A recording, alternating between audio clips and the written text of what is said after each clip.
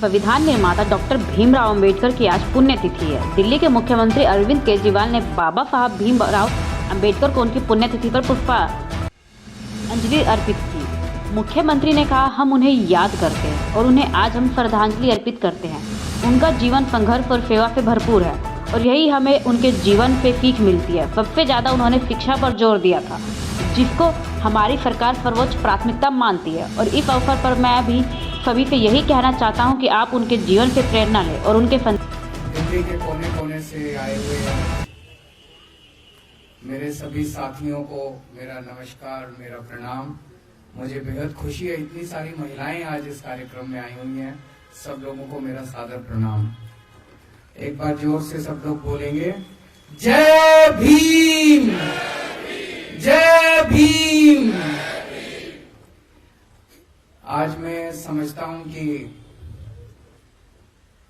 इस देश नहीं, पूरी दुनिया के एक बहुत बड़े महापुरुष के महापरिनिर्वाण दिवस के अवसर पे हम लोग एकत्रित हुए हैं। हम पूरे दिल से उनको अपनी श्रद्धांजलि अर्पित करते हैं और उनसे हर कदम पे हमें गाइड करें, ऐसा उनसे हम आशीर्वाद मांगते हैं।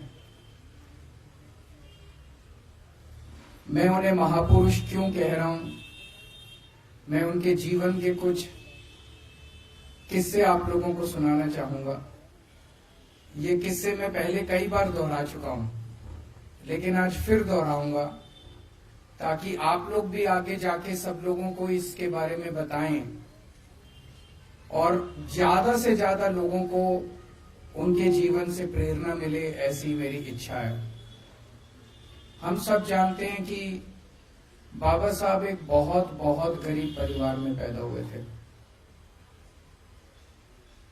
बाबा साहब दलित परिवार में पैदा हुए थे। उनके घर में खाने को भी नहीं था, 3 टाइम की रोटी भी नहीं मिलती थी। बहुत ज्यादा गरीब थे। छुआछूत इतनी ज्यादा थी उन दिनों में, इतनी ज्यादा थी कि स्कूल जाते थे अपनी टाट अपने साथ लेके जाया करते थे। क्लास में उनको घुसने नहीं दिया जाता था, उनको बाहर बिठा दिया जाता था। तो आप सोच के देखो, इमेजिन करो कि अंदर क्लास चल रही है, टीचर अंदर क्लास में पढ़ा रहा है और बाहर एक बच्चा बैठा है जो अंदर टीचर पढ़ा रहा है उसको बाहर बैठ के सुन रहा है। इस तरह से उन्होंने अपनी प्रारंभिक शिक्षा पूरी की। उनको पानी भी उस घड़े से पानी नहीं पीने दिया जाता था जो घड़ा बाकी बच्चों के लिए होता था। इस तरह से करते करते उन्होंने अपनी प्रारंभिक शिक्षा पूरी की। उन्होंने स्कूल की शिक्षा पूरी की, कॉलेज की शिक्षा पूरी की। उसके बाद 1913 में वो अमेरिका में कोलंबिया यूनिवर्सिटी में पढ़ने चले गए। कोलंबिया यूनिवर्सिटी दुनिया की आज के टाइम पे भी दुनिया की सबसे बड़ी यूनिवर्सिटीज में मानी जाती है। कोलंबिया यूनिवर्सिटी में आज भी एडमिशन लेना नामुमकिन सा है। हमारे अपने बच्चे, आप सब लोग जितने यहाँ बैठे हैं, कई मंत्री बैठे हैं, कई एमएलए बैठे हैं, कई आम आदमी पार्टी के ऑफिस बेरर्स बैठे हैं, राज्यसभा मेंबर बैठे हैं। आप लोगों के भी बच्चे अगर आज कोलंबिया यूनिवर्सिटी में एडमिशन लेना चाहें, आसान काम नहीं है, बहुत मुश्किल काम है। तो आप सोच सकते हो कि कितने इंटेलिजेंट रहे होंगे वो, कितने प्रतिभाशाली रहे होंगे वो, कि 1913 में उनको कोलंबिया यूनिवर्सिटी में एडमिशन मिला। पहली बात मैं ये सोचता हूं, एडमिशन कैसे मिला? आज अगर आपको अमेरिका, फ्रांस, जापान, इटली किसी यूनिवर्सिटी में एडमिशन लेना हो, आप क्या करते हो? गूगल पे जाते हो, सर्च मारते हो, उसका फॉर्म डाउनलोड करते हो, फिर फॉर्म भरते हो, फॉर्म अप्लाई कर देते हो। उन दिनों में तो गूगल भी नहीं होता था, उन दिनों में तो कुछ भी नहीं था, इंटरनेट भी नहीं था। मैं ये सोच रहा था कि एक इतना गरीब बच्चा, एक पिछड़े गांव का रहने वाला बच्चा, उसको बताया किसने कि कोई कोलंबिया यूनिवर्सिटी भी होती है, कोई अमेरिका भी होता है देश, कोई कोलंबिया यूनिवर्सिटी भी होती है। उस कोलंबिया यूनिवर्सिटी में ऐसे फॉर्म मिलता है, यहां से फॉर्म मिलता है। किसने बताया होगा उनको? खैर, उनको कोलंबिया यूनिवर्सिटी में एडमिशन मिला, वहां से उन्होंने पीएचडी करी। पर वो पढ़ाई को इतना ज्यादा तवज्जो देते थे, इतना तवज्जो देते थे कि उनका एक पीएचडी से मन नहीं भरा। फिर उन्होंने दूसरी पीएचडी के लिए अप्लाई करा। कहां करा? लंदन स्कूल ऑफ इकोनॉमिक्स में। लंदन स्कूल ऑफ इकोनॉमिक्स में तो इम्पॉसिबल है एडमिशन लेना, इतना मुश्किल है एडमिशन लेना, आज की डेट में भी इतना मुश्किल है एडमिशन लेना। उनको लंदन स्कूल ऑफ इकोनॉमिक्स में एडमिशन मिला, वहां वो पढ़ने के लिए गए, बीच में उनके पैसे खत्म हो गए, वो थोड़े दिन के लिए वापस आए, थोड़े पैसे इकट्ठे किए, फिर दोबारा वो गए और दोबारा उन्होंने जाके अपनी डॉक्टरेट पूरी करी।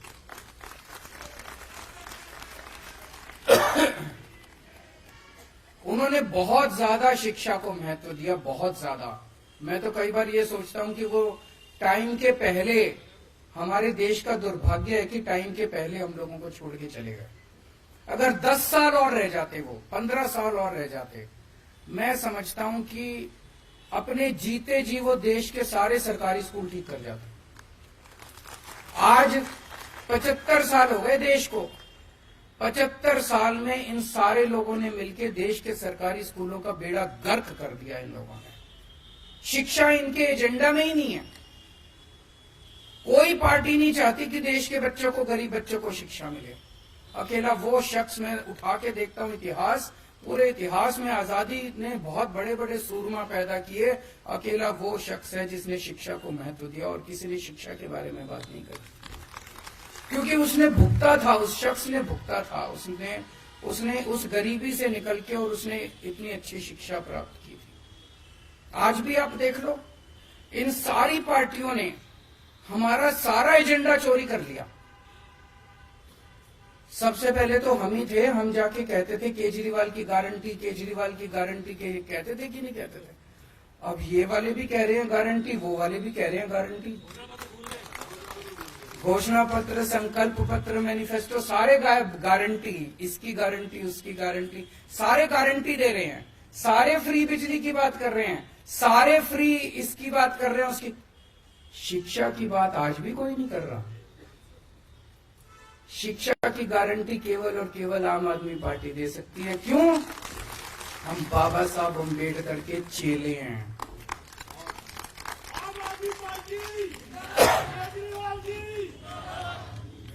आज भी कोई दोनों पार्टियां उठा के देख लो, दोनों के गारंटी कह लो, संकल्प पत्र कह लो, कुछ भी, दोनों में से कोई पार्टी नहीं कहती आपके बच्चों के लिए स्कूल बनवा देंगे। दोनों में से कोई पार्टी नहीं कहती सरकारी स्कूल ठीक कर देंगे, फ्री में ये दे देंगे, फ्री में वो दे देंगे। शिक्षा की बात केवल आम आदमी पार्टी करती है और कोई पार्टी नहीं करती। तो शिक्षा के ऊपर आम आदमी पार्टी ने बहुत काम किया है, क्योंकि हमें दिल से लगता है कि हम बहुत आम लोग हैं। ये जितने अपने एमएलए हैं, 90% से ज्यादा अपने एमएलए कोई पार्टी के किसी नेता के या किसी उसके बच्चे नहीं है, कोई पॉलिटिक्स से नहीं आए थे। हम सब लोग आम लोग हैं, आम जिंदगी से आए और एक आम आदमी की समस्या को समझते हैं। मेरे पिताजी, मेरी माताजी, मेरे दादाजी, मेरे नाना जी, मेरी नानी, मेरे मामे, दूर दूर तक मेरी पूरी रिश्तेदारी में कोई पॉलिटिक्स में नहीं है। हम पॉलिटिक्स से नहीं आए। ऐसे ही सारे हमारे एमएलए हैं, हमारे मंत्री हैं, जो बहुत आम जनता के उससे आए हैं। हम शिक्षा के महत्व को समझते हैं कि अगर एक परिवार के बच्चे को शिक्षा मिल जाए, उस परिवार की तो वो तो गंगा नहाया हो जाता है। वो परिवार, उसका तो फिर बेड़ा पार हो जाता है, उसकी गरीबी भी दूर हो जाती है, उसकी कई समस्याएं दूर हो जाती है। और अगर किसी परिवार के बच्चे को शिक्षा ना मिले तो आने वाली पीढ़ी दर पीढ़ी वो पिछड़ा ही रहता है, वो आगे नहीं बढ़ पाता।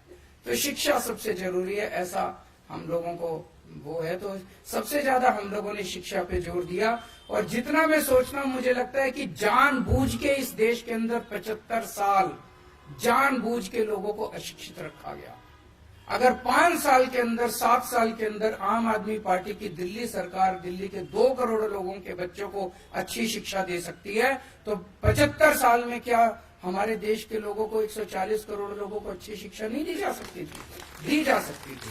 जानबूझ के अनपढ़ रखा गया, जानबूझ के अशिक्षित रखा गया। 2 मंत्र थे, बाबा साहब की जिंदगी के संघर्ष और सेवा, और हमारे ऊपर ये दोनों लागू होते हैं। जब अपनी 70 में से 67 सीट आई थी तो मैंने सोचा था चलो अब संघर्ष पूरा हुआ, अब सेवा करेंगे। लेकिन इन्होंने जो तंग करा हम लोगों को, काम नहीं करने दिया, इतने अड़चन अड़ाई, इतने एक के बाद एक कानून लेके आ रहे हैं, ये भी पावर हमारी, ये भी पावर हमारी। केजरीवाल की कोई पावर नहीं है कि बिना पावर के भी हमने इतना काम कर दिया। तो तब मेरे को अब लगने लगा कि आम आदमी पार्टी तो पैदा ही संघर्ष के लिए हुई है। जो जो आम आदमी पार्टी में आए वो ये सोच ले भाई ये कांटों का ताज है। हम पैदा ही, हमारा पूरा जीवन ही संघर्ष है, संघर्ष में ही जीना है अपने को। जैसे बाबा साहब अम्बेडकर का पूरा जीवन ही संघर्ष था, हमें भी संघर्ष में ही जीना है। आज भी ये मतलब कभी ये काम रोकेंगे, कभी वो काम रोकेंगे, अफसर तुमको रिपोर्ट नहीं करेंगे, ये नहीं करेंगे, वो नहीं, काम नहीं करने देना इन लोगों को। और हमने भी ठान लिया काम तो करके रहेंगे हम लोग। जब हम सड़क पे थे तभी काम करवा लेते थे इन लोगों से, अब तो हम अंदर आ गए, कुछ ना कुछ रास्ते निकल ही जाएंगे। तो एक तो संघर्ष से घबराना नहीं है। संघर्ष हमारे जीवन का सबसे बड़ा, आज आपके 3-4 नेता जेल के अंदर हैं। आज अगर वो झुक जाएं, अगर वो इनकी बात मान लें, अगर वो आज बीजेपी में चले जाएं, 2 दिन के अंदर बाहर आ जाएंगे। मनीष सिसोदिया को देखो, उनकी वाइफ कितनी बीमार है, कितनी ज्यादा बीमार है। उनका बेटा कनाडा में है, उनके घर में उनका ख्याल रखने वाला कोई नहीं है, लेकिन फिर भी 10 महीने हो गए जेल में उनको। आज अगर मनीष सिसोदिया बीजेपी के साथ हाथ मिला लें, अपना अच्छी जिंदगी जिएंगे। लेकिन नहीं, बाबा साहब अम्बेडकर के और भगत सिंह के चेले हैं, मर जाएंगे, कट जाएंगे, लेकिन झुकेंगे नहीं। देश के लिए लड़ने के लिए आए हैं, देश के लिए अपने असूलों से कभी समझौता नहीं होगा। बाबा साहब अम्बेडकर की भी जिंदगी आप पढ़ो, कितने ऐसे मौके आए जब उनको कहा गया समझौता कर लो, इस चीज पे समझौता कर लो, उस चीज पे है ना, कि कितने सारे ऐसे मौके आए, कभी समझौता नहीं किया उन्होंने किसी चीज पे समझौता। हमें भी समझौता नहीं करना, देश के साथ समझौता नहीं होगा, मुल्क के साथ समझौता नहीं होगा, जनता के लिए दूसरी चीज सेवा। भगवान, हमने पिछले जन्म में कुछ अच्छे काम करे होंगे, जो हम जैसे आम लोग, छोटे छोटे परिवारों से आए हुए लोग, छोटे छोटे बैकग्राउंड से आए हुए लोग, मध्यम परिवार के इतने सारे हम एमएलए, हम सारे लोग, हमको ऊपर वाले ने कितना बड़ा मौका दे दिया। कोई एमएलए बन गया, कोई मंत्री बन गया, कोई मुख्यमंत्री बन गया। इसको हमें एक अवसर के रूप में देखना है कि ऊपर वाले ने अवसर दिया है। ऊपर वाला हर एक किसी को ऊपर वाला पैसे दे देता है, किसी को ऊपर वाला सत्ता दे देता है, किसी को ऊपर वाला कुछ दे देता है। लेकिन अगर उसको घमंड हो जाए, अहंकार हो जाए कि ये मेरे को तो मेरी वजह से मिला और मैं पता नहीं कितना हूं, बस खत्म है वो आदमी। हमें ये सोचना है कि ये भगवान ने हमें दूसरों की सेवा करने के लिए सत्ता दी है, भोगने के लिए सत्ता नहीं दी। तो इस सत्ता को हमें सेवा के लिए इस्तेमाल करना। जितनी भी बहुत अड़चने हैं, मेरे पास कई एमएलए आते हैं, जी ये काम नहीं हो रहा, वो काम नहीं हो रहा, बहुत अड़चने आएंगी, सारे कोशिश करेंगे। आपसे आज ये आपके काम में अड़चन क्यों डाल रहे हैं? आज अगर आप सक्सेसफुल नहीं होते, सफल नहीं होते, कोई अड़चन ही नहीं आती। आज अगर आप स्कूलों का काम नहीं करते, अस्पतालों का काम नहीं करते, महिलाओं का सफर फ्री नहीं करते, बिजली फ्री नहीं करते, पानी फ्री नहीं करते, तीर्थ यात्रा फ्री नहीं करते, कोई अड़चन डालने वाला नहीं था। अगली बार दिल्ली हार जाते, उनको पता था, उनको पता है दिल्ली अब आपसे कोई नहीं छीन सकता। दिल्ली के लोग आपसे बहुत प्यार करते हैं, दिल्ली के लोग आपको छोड़ने वाले नहीं है, इसीलिए वो छीनने के लिए अड़चन तो डालेंगे। जितनी अड़चन डाल रहे हैं उतना आपको खुश होना चाहिए कि हम सफल हो रहे हैं, और उनकी नींद हराम कर रखी है, इसीलिए वो अड़चन डाल रहे हैं। तो अड़चनों को पार कर करके आपको सेवा करनी पड़ेगी, और सेवा के लिए ही पैदा हुए हैं, सेवा जरूर करनी खूब। दूसरी चीज, सबकी सेवा करनी है, चाहे वो बीजेपी वाला हो, चाहे वो कांग्रेस वाला हो, चाहे वो आम आदमी पार्टी वाला, उसमें कोई वो नहीं करना। हमें कई बार मन में आता है ये तो बीजेपी वाला, इसका मैं काम क्यों करूं, उसका भी काम करना, उसका भी दिल जीतना। एक दिन ऐसा आएगा जब दिल्ली के 2.5 करोड़ लोग आम आदमी पार्टी के मेंबर होंगे, और एक दिन ऐसा आएगा जब देश के 140 करोड़ लोग आम आदमी पार्टी के मेंबर होंगे। और आम आदमी पार्टी से मेरा मतलब आम आदमी पार्टी नहीं है, मेरा मतलब मुल्क है। मुल्क के लिए काम करना है अपने को। तो अगर कल को मुल्क और आम आदमी पार्टी के बीच में चुनना हो तो आम आदमी पार्टी को लात मार देना, मुल्क के लिए काम करेंगे। तो अपने को मैंने कोरोना के टाइम में ये बहुत अच्छा एग्जाम्पल देखा था। कोरोना के टाइम में मैं देखता था कि तीनों पार्टियों के लोग मिल गए थे, आपस में ऑक्सीजन की जरूरत है, ये कांग्रेस वाला उसको फोन कर रहा है, वो उसको फोन कर रहा है, हाँ भी है, ऑक्सीजन का सिलेंडर है। दिलीप बताया करता था, दिलीप पांडे अपना कोऑर्डिनेट करता था सारा, और इतनी अच्छे तरीके से तीनों पार्टियों ने मिलकर काम किया था।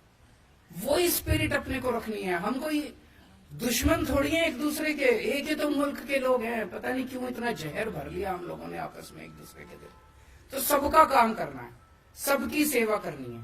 आज हम दिल्ली के अंदर जो काम कर रहे हैं, बच्चों को अच्छी शिक्षा दी, हमारे पास क्या है? हमारे पास तो कुछ भी नहीं है। पकड़ लोग हैं, ना पैसे अपने पास, ना आदमी अपने पास, बस लोगों का आशीर्वाद है। जो 18 लाख बच्चे सरकारी स्कूलों में पढ़ते हैं, आज हर एक का माँ बाप मानता है कि यार इन्होंने मेरे बच्चों का भविष्य तो बना दिया। उन 18 लाख बच्चों के माँ बाप का आशीर्वाद हमारे साथ है। आज जो करोड़ों लोगों का हमने मोहल्ला क्लिनिक में इलाज कराया, करोड़ों लोगों का अस्पतालों में इलाज कराया, अगर किसी का एक्सीडेंट हो जाए तो उसका मुफ्त में इलाज होता है। वो कुछ तो आशीर्वाद शीश देके जाता होगा ना। उनके आशीर्वाद हमारे साथ हैं, यही हमारी संपत्ति है। तो सेवा करनी है, संघर्ष करते रहना पड़ेगा, पूरी जिंदगी संघर्ष करना पड़ेगा। हताश मत होना, डरना मत। और आज बाबा साहब अंबेडकर के महापरिनिर्वाण दिवस के अवसर पे ये अपने अपने मन में कसम खा के जाओ कि उसी रास्ते पर पूरा जीवन उनका संघर्ष ही तो था। आखिरी दम तक संघर्ष कर रहे थे वो। कितने किस्म किस्म के संघर्ष किए उन्होंने, राजनीतिक लेवल पे, सामाजिक लेवल पे, हर स्तर पे उन्होंने संघर्ष किया। जीवन ही संघर्ष है। जिस दिन जीवन में हमने समझौते कर लिए और हम कमजोर पड़ गए, उस दिन जिंदगी खत्म है तुम्हारी। आज एमएलए हो, कल एमएलए भी नहीं बचोगे। यही तो, समझौता नहीं करना, आगे बढ़ना है, मजबूती के साथ आगे बढ़ना है। और संघर्ष में ही खुशी ढूंढनी है। उसी में खुशी आने लगेगी जिस दिन संघर्ष को अपने जीवन का हिस्सा बना लेंगे। बहुत बहुत शुक्रिया।